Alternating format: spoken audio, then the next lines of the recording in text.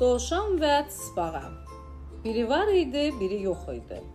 Aylar keçdi, illər ötdü. Dağlar düzənlik, düzənliklər dağ oldu.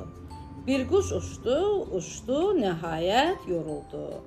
Hop deyə bir ağacın budağına qondu. Bu ağacın yaşadığı gözəl və böyük meşənin havası təmiz, suyu şəffaf, heyvanları nəşəli idi. Meşədə müxtəlif canlılar yaşayırdı. Bir gün dovşan qoca çinarın kölgəsində oturmuşdu. Çınar ağacı yaşıl yarpaqlı, nəhəng çətirə bənzəyirdi. Dovşan orada ağır addımlarla keçən tısbağanı görəndə dözə bilməyib səsləndi.